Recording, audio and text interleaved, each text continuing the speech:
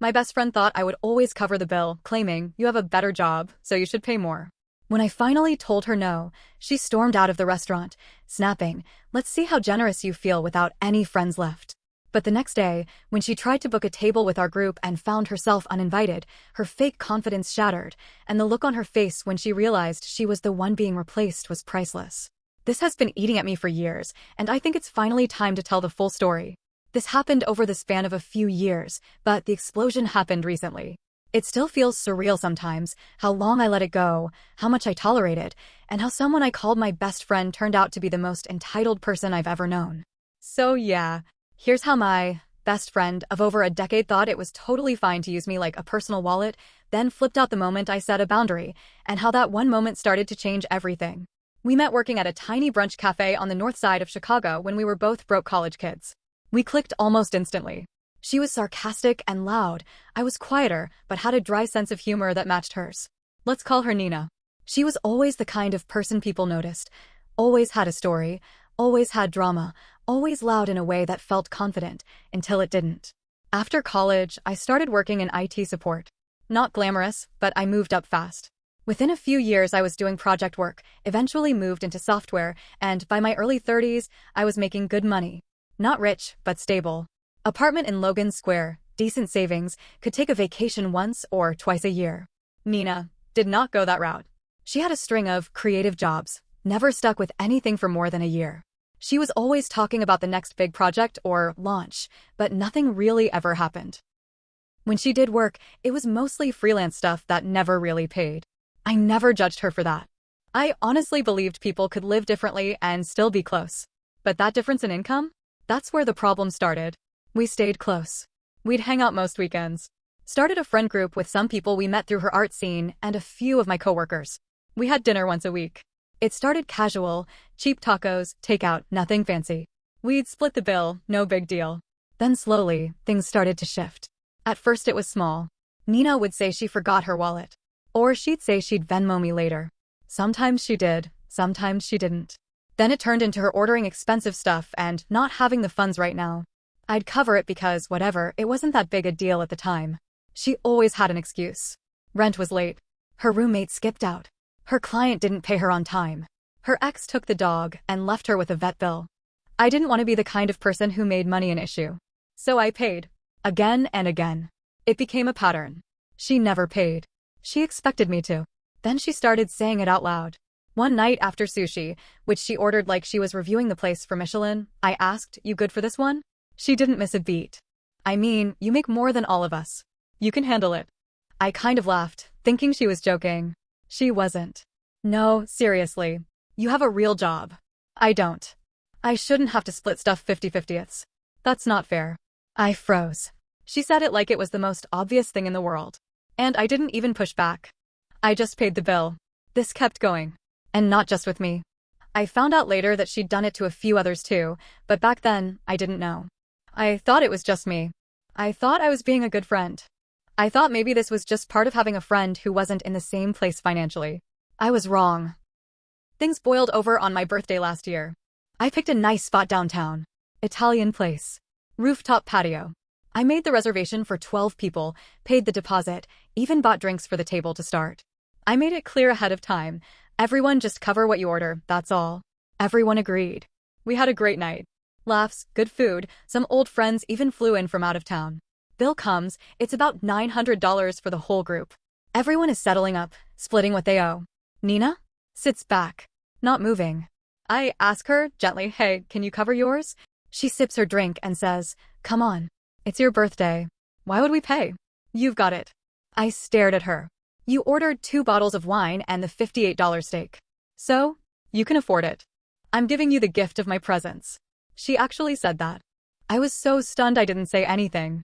I just paid and told myself I'd deal with it later. I shouldn't have. I know that now. But that moment stayed with me. It stuck in my head. Her smug face. The way she said it like she was doing me a favor. Things changed after that.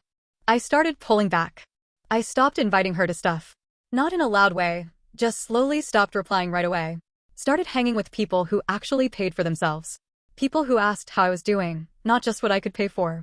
Nina noticed. She started calling me less. Then she'd randomly blow up my phone late at night, asking why I was being weird or distant. I didn't respond. The breaking point came during one of our usual group dinners. Small group, just 5 of us. New Korean barbecue place in West Loop. Everyone's excited. Nina shows up late, sits down, immediately orders the most expensive combo on the menu, and starts talking about some pop-up art gallery she's thinking of launching, wants investors, aka friends willing to give her money. When the bill came, she looked at me. "You got this, right?" I looked back and said, calm as anything, "Not tonight." Dead silence. She laughed like I was joking. "Come on. You always pay." I just said, "Not anymore." She stood up. Loudly. Grabbed her bag, slammed her napkin down. "Let's see how generous you feel without any friends left." And she walked out. Nobody chased after her. That night, something clicked for me. It wasn't just about money. It was about respect. About how some people believe they're owed something just because they've been around. She genuinely believed I owed her. That because I had a stable job and she didn't, I should just accept being used. That her being broke made her the victim, no matter how much she took advantage. That's what made me angry. Not the money. The way she turned it around on me like I was the bad guy for not letting her keep taking. The next day, I started a new group chat. Just the core 4 of us who always showed up, always paid, always had each other's backs. I told them what happened. I asked if anyone else felt the same way. The replies came fast. Finally. "Thank you. I've been covering her Ubers for months. She's Venmo'd me for concert tickets and never paid back." Everyone had a story. We decided then and there. Next time we hang out, she's not invited. No drama. No announcement. Just, done. And then the next invite went out. It took her less than 48 hours to notice. The next dinner was that Friday. Same group. We tried a new Thai place in Andersonville. Nothing fancy this time, just good food and better company. We took a group photo at the table. Carlos posted it to his story. Not even tagging anyone, just the food, a few smiles, nothing specific. But Nina saw it. And of course, she messaged me. First it was casual. "Hey, you guys went out." No question mark. Just that slightly passive-aggressive tone she always used when she wanted to test the water. I didn't reply. She messaged Maya next. "Did I miss the invite?" Maya, bless her, kept it cool. It was a last-minute thing. Nina didn't buy it. She never did well with being left out. She used to brag about how she was the glue that kept our group together. That we were boring without her. So the silence hit her hard. The next morning, she posted something on her Instagram story, one of those vague text posts with a black background. "Fake friends will watch you starve and still ask for a bite." I laughed when I saw it. Carlos sent a screenshot to the group chat with a bunch of laughing emojis. But I didn't respond to her. None of us did. She tried again later that week. She texted me, "So that's it? You're cutting me out because I don't make as much as you." No apology. No acknowledgement of the years she spent leeching off of me. Just playing the victim again. I ignored her. 2 days later, it got worse. I found out from Jules that Nina had been messaging people we barely knew, friends of friends, old roommates, random people from past dinners, trying to start a new group chat. She even added Jules to it without asking. The name? Real ones only, you can't make this stuff up. Jules left the chat in under 10 minutes. But what got to me wasn't that she was trying to start something new. It was what she said about us to others. Turns out, she was telling people that I had changed. That the money went to my head. That I had always been jealous of her creativity and was trying to turn people against her. She even told one person, someone I barely even knew, that I once made her pay for my groceries. That never happened. Complete lie. She was rewriting history now, trying to look like the one who got betrayed. That's when I stopped being quiet. I messaged her. Not to fight. Just to be clear. Don't lie about me, Nina. If you have a problem, say it to me directly. She replied almost instantly. I'm not lying. You have changed. You used to care. Now you think you're above everyone. Just wait. You'll regret cutting me out. That's the thing with Nina. She couldn't just accept that people were done. She needed to flip the script. She needed me to be the bad guy. Then came the twist I didn't see coming. About a week later, I got a text from an unknown number. "Hey. I don't know you, but I think we should talk. I've been friends with Nina for a while. I've heard some things, and they're not sitting right." Turns out, she'd started ranting about me to someone she was trying to bring into her new little friend circle. But she got sloppy. She bragged too much. Told stories that didn't line up. Made herself sound like the victim, until this new person, let's call her Alyssa, started asking questions. Nina told Alyssa that I was toxic, that I manipulated the whole group, and that she was being bullied because she was an artist. But Alyssa wasn't buying it. She told me she looked up my socials, saw I was just some normal guy with no drama. She even recognized me from one of her friends' game nights last year. Then she dropped this. She said you tried to ruin her life over, like, one dinner bill. Alyssa told me that Nina had been talking about exposing me, that she was planning to post some storytime TikToks about me and the group, making herself look like the friend who was cast out for being poor. And she had already recorded them. That's when I got mad. Like, really mad. I called Maya and Carlos. We met up that night. I showed them the messages. We watched the TikToks. Alyssa had screen recorded them before Nina could post. Nina was fake crying in one of them, talking about how we shamed her for being broke and ganged up on her. She said I publicly humiliated her at the Korean barbecue spot, that I threw the bill at her and yelled, "I'm not your dad." None of that happened. We agreed, if she posted those, we were going to respond with receipts. Screenshots, texts, even the Venmo history that showed I'd been paying for her for years. We weren't going to start drama. But we weren't going to sit back and let her lie either. So we waited. She never posted the videos. Maybe Alyssa told her we knew. Maybe she got cold feet. Or maybe she realized that spinning lies only works if nobody checks the facts. But that wasn't the end. She wasn't done trying to get back in. The next group event was a casual housewarming party for Carlos. He'd just moved to a new apartment and was throwing a small get-together. Nothing big, some drinks, board games, charcuterie stuff. Nina showed up. She wasn't invited. She claimed she just happened to be in the neighborhood. It was awkward as hell. She walked in like nothing happened. Hugged Maya like they were still friends. Tried to act like I wasn't there. Carlos pulled her aside. I couldn't hear the whole convo, but I saw her expression drop. She left 5 minutes later. After that, she went quiet for a while. But I know Nina. She doesn't stay quiet. And somehow I could feel something else was coming. A few weeks passed. It was calm, almost too calm. I figured she was regrouping, licking her wounds, maybe finally realizing the show was over. But then one morning, I woke up to 3 missed calls and a string of texts from Maya. "WTF is this? Check your email." Like now. I groggily opened my email, still half asleep. What I saw made my stomach drop. It was a formal HR complaint. At first, I thought it was spam. But no, it was real. Sent through the internal system at my job. My actual workplace. Someone had submitted a complaint accusing me of harassment, abuse of power, and creating an unsafe environment outside of work that bleeds into professional spaces. The email didn't name Nina, but the descriptions matched her word for word. An ex-friend who financially manipulated vulnerable creatives. Used his social circle to isolate and target others, even mentioned the birthday dinner. My heart was racing. I work in tech, and while we're not buttoned up like a law firm or bank, these kinds of complaints do get taken seriously. It wasn't an immediate job threat, but it was serious enough for HR to schedule a fact-finding meeting the next day. I felt sick. I called Carlos and Maya. I could barely get the words out. Carlos was pissed. "She went after your job? That's psychotic." We knew it had to be her. She'd already tried twisting stories to friends and strangers. This was just the next level. I spent the rest of the day gathering everything: texts, Venmo history, screenshots of her messages, even that screen recording of the fake crying TikToks she never posted. I put together a full timeline. The meeting was awkward as hell. HR wasn't accusatory, but they were clearly uncomfortable. I told them the whole story, calmly, without adding drama. I showed them everything. They said they'd follow up accordingly. A week later, I got the all clear. No investigation. No marks on my file.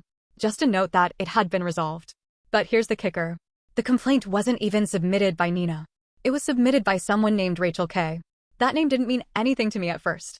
But then Carlos figured it out. Rachel was one of Nina's new friends.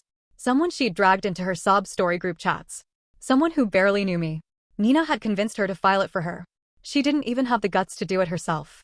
That shook me more than I expected. It wasn't just drama anymore. It was calculated. Coordinated.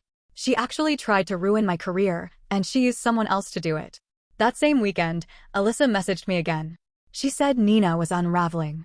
She had apparently told her new circle that she was taking legal action against me. That she was building a case and documenting everything. Alyssa said most of them were starting to distance themselves. They didn't want to be part of whatever Nina was spiraling into. Then Alyssa said something I didn't expect. "You should know, she's been talking to your ex." I felt my jaw tighten. My ex, Ray, and I had dated for about 3 years. We broke up a year and a half ago, mutual, peaceful, just grew apart.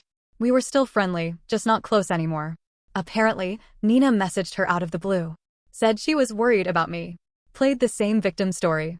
That I had manipulated the group, gaslit everyone, and weaponized my money. Ray was confused but polite. Alyssa said Nina had even asked Ray if she'd ever felt unsafe with me. I was stunned. Not just because she reached out to Ray, but because she was trying to build a paper trail. She wanted people to say things that fit the story in her head, even if they weren't true. She was trying to create receipts that didn't exist. Then the twist I didn't see coming happened. Maya found out from a mutual friend that Nina had applied for a job at my company. Different department, but same company. I didn't believe it until I checked LinkedIn. Sure enough, open to work at, company name, was on her profile, and a job I knew had recently been posted was now listed under her applications. Was this real? Was she actually trying to get hired at the same place she tried to get me in trouble at? I talked to a buddy in recruiting. He looked into it. She had, in fact, submitted her resume, and in her cover letter, she named me as a reference. Let me repeat that. She tried to ruin my reputation, filed a complaint through a friend, lied about me to people I care about, and then had the absolute gall to list me as a character reference on a job application. What kind of mental gymnastics do you have to do to make that make sense? I didn't even say anything to her. I didn't need to. I forwarded the recruiter the HR complaint history and said I'd prefer not to be involved. They pulled her application within the hour. That same night, she texted me for the first time in weeks. Just one word. Wow. I didn't answer. She followed it up an hour later. All I ever did was trust you. I hope you enjoy being alone. And that was it. No apology. Just more projection. More delusion. More of the same cycle she'd been playing her whole life. But this time, the damage wasn't just to me. It was to herself. She burned bridges with people who truly cared about her. She embarrassed herself in front of total strangers. She tried to hurt someone who only ever helped her. And it's starting to catch up with her. It all came to a head at Maya's birthday. She was turning 34 and decided to throw a big party at her cousin's bar in Logan Square. Rooftop, live DJ, open bar for the first hour. Everyone we knew was going. I asked if Nina was invited. Maya shook her head. She's burned too many people. I didn't even bother. We all knew it was risky. Nina had shown up uninvited before. But Maya figured she wouldn't try it this time. She was wrong. About 2 hours into the party, I was at the bar chatting with Jules when I saw her walk in. Nina. Black jumpsuit, sunglasses on her head, like she was walking into a premiere. She acted like she belonged there, smiling at people who weren't smiling back. Maya saw her and froze. You could feel the tension shift. Nobody said anything at first. Nina hugged a couple people who gave her stiff nods, then made her way over to me. I turned to face her. She gave me that fake soft voice she always used when she was about to start something but wanted to look innocent. Can we talk? I didn't want a scene. But I also knew this wasn't going away. So I nodded and stepped outside with her. A few people followed, Carlos, Maya, even Alyssa showed up out of nowhere like she knew this was the final act. We stood on the sidewalk. Cold breeze. Music pounding upstairs. Nina started talking. You really went out of your way to ruin me. I said nothing. You couldn't just let it go, could you? You had to tell everyone your version of things. Get me blacklisted. Turn my friends against me. I finally spoke. I didn't ruin anything. You did. I just stopped covering for you. Her face twisted. I needed help. You knew I wasn't doing well. I thought you cared. I took a breath. I did care. That's why I paid. That's why I didn't say anything for years. But it stopped being help when you started expecting it. When you demanded it. When you made me feel like I was wrong for setting boundaries. She laughed bitterly. Boundaries? You're so full of it. You enjoyed being the one in control. It made you feel good. That stung more than I expected. But Carlos stepped in before I could reply. You used all of us, Nina. You lied about us. You made stuff up. You filed an HR complaint through a stranger. Nina's eyes darted. That wasn't even me. That was Rachel. I didn't tell her what to say. Alyssa stepped forward then. You did. I watched you coach her. You wrote the email with her. Silence. Nina's mask cracked for just a second. Then she turned to Maya. You too? You believe all this? Maya crossed her arms. I saw it, Nina. You manipulated everyone. You used guilt to make us pay for you, support you, stand by you when you never once thought about what we were going through. Nina's voice broke. I didn't mean to. I didn't think it mattered. You guys always had more. I thought it was just friendship. I looked at her then. Really looked. She wasn't yelling anymore. Her voice was shaky. Her eyes were glassy. But it didn't feel like guilt. It felt like someone realizing the lie they built wasn't going to hold anymore. I asked her quietly, did you ever once think about what it felt like for me? To always be expected to pay, to cover, to pretend I was okay with it just so you wouldn't get upset? She didn't answer. You told people I abused you. You said I was toxic. You went to my ex and tried to dig for dirt. You tried to wreck my job. And now you're mad that you're not invited to parties anymore? Still nothing. Just the sound of the street. A car passing. Music upstairs. And then she said, I was scared. I thought if I didn't have you guys, I had nothing. That hit harder than anything else she said. Because maybe she really believed it. But it didn't excuse it. Maya's voice was softer now. You could have just said that. You could have asked for help, for real. We would have been there. But you turned us into enemies. Nina looked down. She didn't cry. But her whole body deflated. I didn't know how to stop. And just like that, the fight was over. She walked away. No dramatic exit. Just slipped down the sidewalk and disappeared into the night. Nobody spoke for a while after that. We went back upstairs eventually. The music felt too loud. The drinks too sweet. It wasn't ruined, but it wasn't the same. Carlos broke the silence on the way back to the bar. That felt like a funeral. He wasn't wrong. The days after felt weird. Quiet. Like something huge had happened, but life just kept moving. She hasn't messaged me since. Not one word. From what I hear, she's still around. Still talking. Still shifting the story to new people. But the group? We're tighter now. There's more honesty. More checking in. More fairness. Sometimes I think about the dinners. The laughs. The early years when we didn't care who paid. When friendship felt light and easy. But I think about the weight too. The pressure. The resentment I didn't even know I had. The guilt she made me carry for simply wanting respect. I don't hate her. But I don't miss her. I've learned that real friendships don't come with price tags or ultimatums. They don't punish you for growing. And they don't crumble the moment you say, no, I gave more than I should have. Stayed quiet longer than I should have. But I know better now. And maybe that's enough. I'm not generous because I have more. I'm generous when I'm respected.